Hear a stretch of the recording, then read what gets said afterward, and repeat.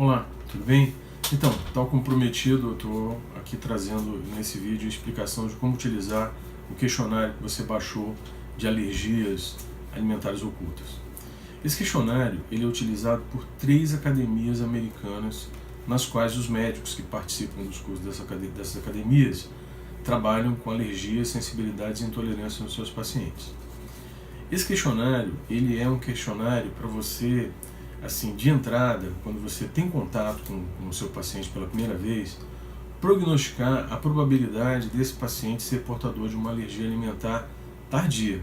Eu não estou falando de alergia imediata, não estou falando de alergia anafilática, estou falando das alergias tardias, aquelas que acontecem 3 horas depois, 6 horas depois, 12 horas depois que o paciente ingere, ou até mesmo, como tem na literatura, 24, 48, 72 horas depois da ingestão.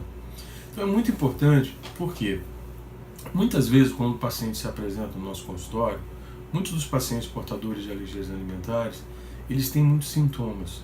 E às vezes eles não querem sobrecarregar o médico com aquela totalidade dos sintomas que ele apresenta.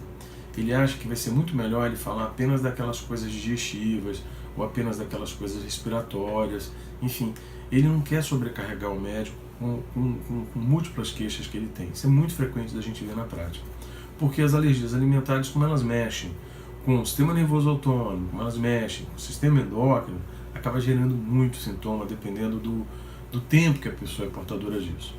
Então, com esse questionário, você pode utilizar esse questionário de 2 formas, tá? Uma, você faz primeiro a entrevista com o paciente e depois, no sentido dele voltar no retorno, após exames que você possa solicitar para que ele retorne, pedir para ele trazer esse questionário preenchido. É dessa forma que eu faço. Eu atendo o paciente, vejo qual a queixa principal dele. Nessa entrevista preliminar, eu posso avaliar se é possível que esse paciente seja portador de alguma alergia alimentar e recomendo ele levar para casa e preencher de forma atenta. Então o paciente leva para casa o questionário.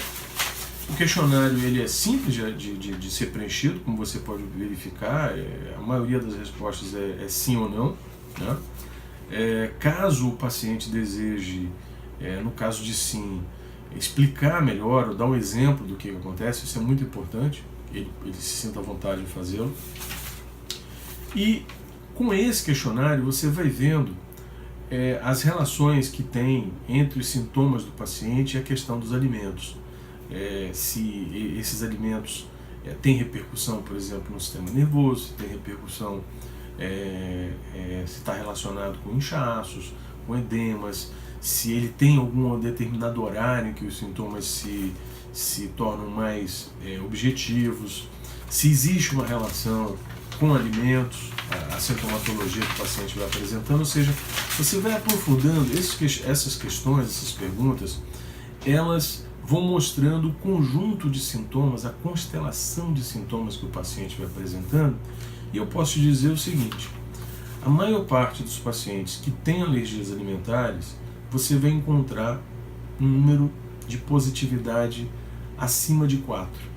Se você tiver nesse questionário uma positividade acima de 4, existe uma grande probabilidade desse paciente ser portador de uma alergia alimentar.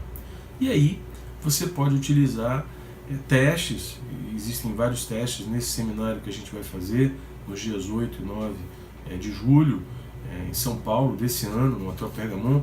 Nós vamos discutir várias metodologias não invasivas, metodologias que podem informar a titulação, o grau da alergia, que podem ser feitas na pele, e você vai ter a oportunidade de ver que esse questionário ele é uma ferramenta fabulosa de prognosticar que o paciente pode ser portador de uma alergia alimentar, e o mais importante, se aquela queixa crônica que ele tem está ou não relacionada a uma alergia alimentar, ok?